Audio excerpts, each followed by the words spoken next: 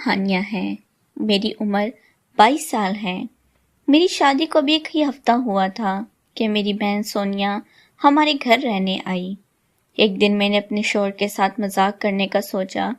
میں نے سونے کو کہا تو میرے کپڑے پہن کر میرے کمرے میں بیٹھ جاؤ۔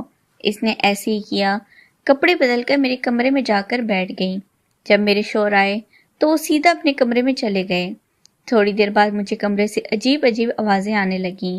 میں حیران ہوئی، یہ کیسے ممکن ہے؟ میں نے کھڑکی سے دیکھا تو میرے شوہر میری بہن یعنی اپنی سالی کے ساتھ کام کر رہے تھے اور میری بہن سونی بھی انجوائے کر رہی تھی۔ میرا نام ہانیہ ہے، میری عمر 22 سال ہے۔ میں سیالکوٹ کے ایک گاؤں سے تعلق رکھتی ہوں۔ میں بہت ہی خوبصورت ہوں۔ میرے نین نقش کافی خوبصورت ہیں اور حسن بھی کمال کا تھا۔ میری خوبصورتی میرے پورے خاندان میں مشہور تھی۔ جب بھی میرے لیے رشتوں کی لائن لگ گئی تھی، پر میرا تعلق اتنے کھاتے پیتے گھرانے سے نہیں تھا کہ میرے ابو میرا رشتہ جلدی کر سکتے۔ اسی وجہ سے انہوں نے یہی سوچا کہ جب میں بڑی ہو جاؤں گی تب بھی میرا رشتہ ہوگا۔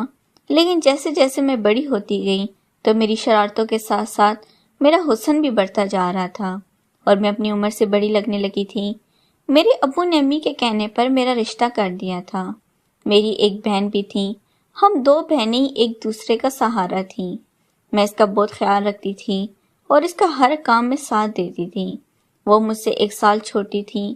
ہمارے بیچ 1 سال کا فرق تھا، لیکن میں اسے اپنے سے چھوٹی بھی سمجھتی تھی۔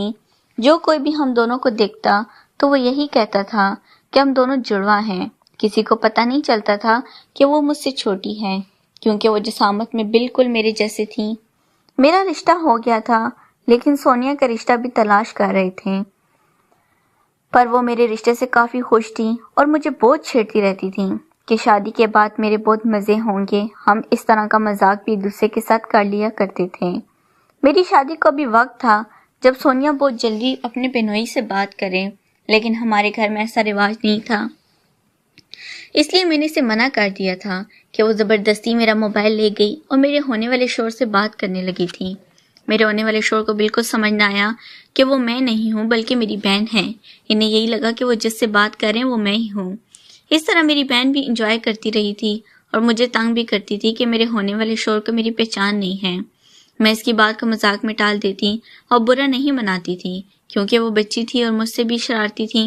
ہم لوگ یہ چیز بھی مذاق میں اڑا دیتے تھے۔ کچھ دن کے بعد ثانیہ فیصلہ کیا کہ اب اسے بتا دینا چاہیے کہ وہ جس سے بات کرتے وہ میں نہیں تھی۔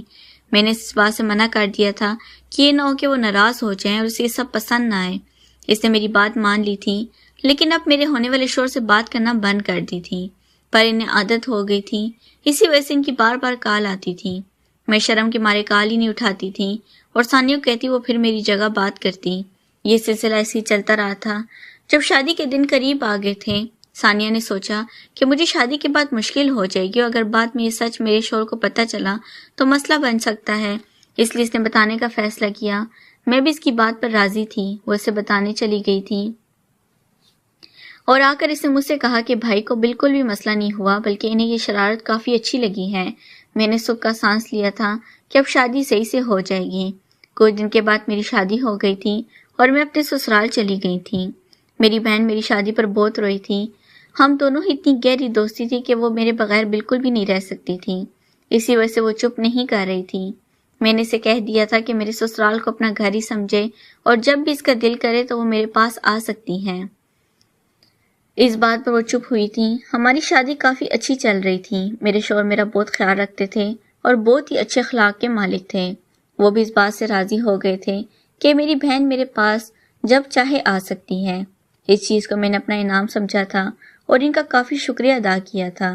شادی کو 1 ہفتہ گزرا تھا جب میری بہن نے مجھ سے ملنے کی رٹ لگا لی، لیکن میں بھی اپنی شادی انجوائے کرنا چاہتی تھی اور اچھے اچھے پل گزارنا چاہتی تھی۔ اس وجہ سے میں نہیں چاہتی تھی کہ وہ بھی آ جائے، پر میرے شوہر نے جب سنا کہ ثانیہ ہمارے پاس رہنے کے لیے آ رہی ہے تو وہ خوش ہونے لگے تھے اور کہنے لگی تھی کہ ثانیہ کے آنے پر انہیں کوئی مسئلہ نہیں ہے۔ میں نے ثانیہ کو آنے کا کہہ دیا اور اس طرح وہ میری شادی کے 1 ہفتے بعد ہی میرے پاس آ گئی تھی۔ وہ بہت خوش تھی اور میرے شوہر سے بہت گپیں مار رہی تھی۔ میرے شوہر بھی اسے ہنس ہنس کر جواب دے رہے تھے۔ مجھے یہی لگا وہ اسے اپنی چھوٹی بہن سمجھ رہے ہیں، اس وجہ سے مجھے بھی یہ سب اچھا لگ رہا تھا۔ ایک دن میری بہن مجھ سے کہنے لگی، اسے لگتا ہے کہ میرے شوہر کو ابھی بھی میری پہچان نہیں ہوئی۔ میں شوق ہو گئی تھی اور میں نے اسے صاف صاف کہا کہ اب ہمارے درمیان سب کچھ ہو چکا ہے، اس وجہ سے وہ مجھے پہچان سکتے ہیں۔ پر میری بہن میری بات پر مسکرانے لگی اور کہنے لگی کہ ایسا نہیں ہو سکتا، اگر وہ میری جگہ میرے شوہر کے پاس چلی جائے گی تو میرے شوہر اسے اپنی بیوی سمجھ لیں گے۔ میں اس بات سے انکار کرنے لگی تھی اور اس حد تک اپنی بات پر ڈٹ گئی کہ میں نے یہ سب کرنے کا فیصلہ کر لیا۔ میری بہن بھی اس بات پر راضی ہو گئی۔ میں نے اپنی بہن کو کہہ دیا تھا کہ وہ اب میرے کپڑے پہن لے اور جیسے ہی میرے شوہر گھر آئیں گے تو میری جگہ وہ میرے روم میں چلی جائے۔ اس نے میری بات مان لی اور میں نے اسے اپنے کپڑے پہنا دیے۔ اب میرے شوہر گھر آئے تو فوراً روم میں چلے گئے اور دروازہ بند کر دیا۔ میں انتظار کرنے لگی تھی کہ میرے شوہر واپس آئیں گے اور مجھ سے کہیں گے کہ انہوں نے ہمیں پہچان لیا ہے، کیونکہ مجھے اب بھی اپنے شوہر پر یقین تھا کہ وہ مجھے پہچانتے ہیں۔ لیکن 2 منٹ سے زیادہ وقت گزر گیا تھا اور کوئی بھی باہر نہ نکلا۔ مجھے حیرانی ہو رہی تھی کہ ابھی تک وہ اندر کیا کر رہے ہیں۔ میں نے دروازہ کھولا تو اندر سے روم لاک ہو گیا تھا۔ میں شوق ہو گئی تھی اور اب کافی ڈرنے لگی تھی کہ یہ میں نے اپنے ساتھ کیا کر دیا ہے۔ مجھے ڈر لگ رہا تھا کہ میرا پلان مجھ پر بھاری نہ ہو جائے۔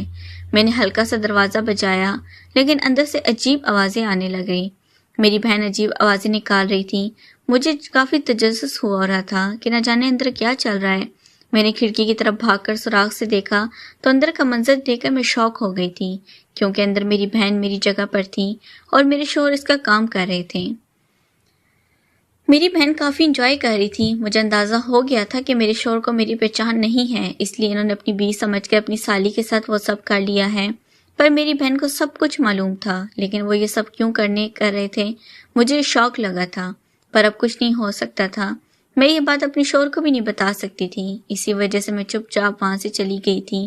اگلی صبح میرے شوہر کام پر چلے گئے تو میں نے اپنی بہن کو پکڑ لیا تھا اور اسے کافی باتیں سنانے لگی تھی کہ وہ جانتی تھی کہ میرے شوہر میں کچھ بھی معلوم نہیں تھا، پھر بھی اس نے اس چیز کا فائدہ اٹھایا اور سب ہونے دیا۔ میری بہن نے میری بات سنی تو رونے لگی اور کہنے لگی، میرے شوہر نے اسے اپنی جانب کھینچ لی اور کہنے لگے آج وہ میری ایک بات نہیں سنیں گے بلکہ صرف اپنی ہی مانیں گے، اس وجہ سے وہ آزاد نہ ہو پائی۔ وہ بھی شوق ہو گئی تھی کیونکہ میری بہن کو ڈر تھا کہ کہیں وہ کسی مشکل میں نہ پھنس جائے۔ میں نے اسے دلاسا دیا کہ ایسا کچھ نہیں ہوگا۔ میں نے اسے منع بھی کیا تھا کہ وہ اب یہ بات کسی سے بھی نہیں کرے گی۔ اس نے میری بات مان لی تھی اور میں نے اسے واپس بھیج دیا تھا۔ میرے شوہر بھی حیران ہو گئے تھے کہ ثانیہ واپس کیوں چلی گئی ہے، پر میں نے بول دیا کہ اس کی طبیعت خراب تھی، اس وجہ سے واپس چلی گئی ہے۔ کچھ دن کے بعد ثانیہ بالکل ٹھیک ہو گئی تھی۔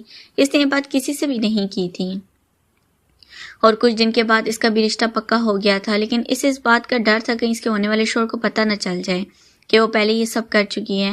میں نے اسے یقین دلایا کہ آج کل کے زمانے میں کوئی بھی اس چیز پہ یقین نہیں کرتا ہے اور یہ سب عام ہے۔ وہ کافی پرسکون ہو گئی تھی اور اس کی شادی ہو گئی تھی۔ شادی کے بعد میری سے بات ہوئی تو بہت خوشی خوشی مجھے بتا رہی تھی کہ اس کے شوہر نے اس کی بہت تعریف کی ہے۔ میں نے بھی سکھ کا سانس لیا۔ اس طرح ہم دونوں ہی اپنی اپنی زندگی میں خوش رہنے لگے۔ میرے شوہر کو بھی وہ سب پتہ نہ چل سکا اور میں بھی خوش ہو گئی تھی۔ ثانیہ بھی میرے گھر آ جاتی، ہم لوگ اب بھی ڈھیر ساری باتیں کرتے اور انجوائے کرتے تھے۔ وہ سارے پلان کا بھی ذکر کرتی تھی اور ہم لوگ کافی ہنستے تھے، لیکن وہ سب نادانی میں ہوا تھا اور اس میں کسی کی بھی غلطی نہیں تھی۔ اگر آپ کو ویڈیو اچھی لگے تو پلیز چینل کو لازمی سبسکرائب کریں۔ شکریہ۔